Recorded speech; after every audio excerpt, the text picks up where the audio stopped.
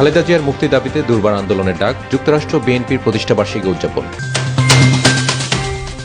দুর্যোগপূর্ণ আবহাওয়ার মধ্যেই 1 সেপ্টেম্বর বিপুল সংখ্যক নেতাকর্মীর উপস্থিতিতে বিএনপি প্রতিষ্ঠাবার্ষিকীর সমাবেশ করছে যুক্তরাষ্ট্র বিএনপি। নিউ ইয়র্ক সিটির জ্যাকসন হাইটসে একটি পার্টি হলে এ সমাবেশে সভাপতিত্ব করেন বিএনপির অন্যতম সহসভাপতি ও মূলধারার রাজনৈতিক গিয়াস আহমেদ।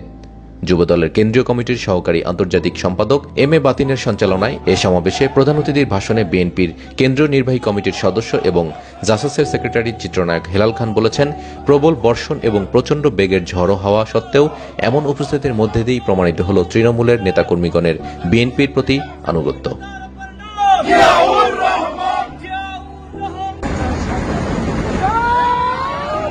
এর মধ্যে দিয়েই সকলকে ঐক্যবদ্ধ থাকতে হবে দেশ ও প্রবাসে দুর্বার আন্দোলনের মাধ্যমে বেগম খালেদা জিয়াকে মুক্তির পথ সুগম করতে।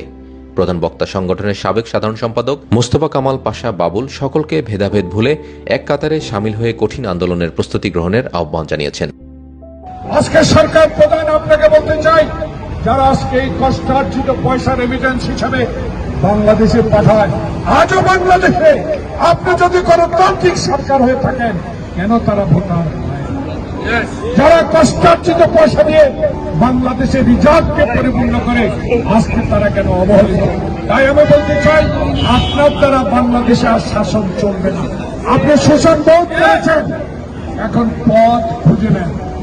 আমরা আল্লাহর দরবারে দোয়া করি, আল্লাহ পাক আপনার মাথায় এমন একটি মতামত দেন, বাংলাদেশে একটি সুষ্ঠু নির্বাচন দিয়ে আপনি প্রমাণিত করেন কে ক্ষমতা আসে, কে ক্ষমতায় যান।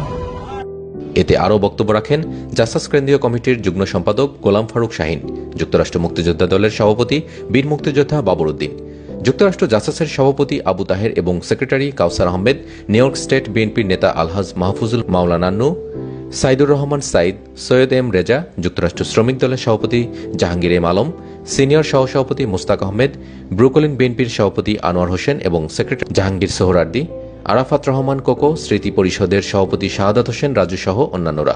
বিএনপি নেতা এম এ সবুর, মোশাররফ হোসেন সবুজ, হাবিবুর রহমান, রুহুল আমিন নাসির, বাশিদ রহমান, জাফর তালুকদার, আহ্বান চৌধুরী, মিজানুর রহমান, হুমায়ুন কবির, সাদি মিন্টু, মুক্তিযোদ্ধা দলের সেক্রেটারি বীর মুক্তিযোদ্ধা মোহাম্মদ সুরুজ্জামান, যুক্তরাষ্ট্র যুব দলের সভাপতি জাকির ইস চৌধুরী এবং সেক্রেটারি আবু সাইদ আহমেদ, আরাফাত রহমান কোকো স্মৃতি পরিষদে সভাপতি শাহাদাত হোসেন সবুজ, জাতীয়তাবাদী ফোরামের নেতা নাসিম আহমেদ সহ অন্যান্যরা।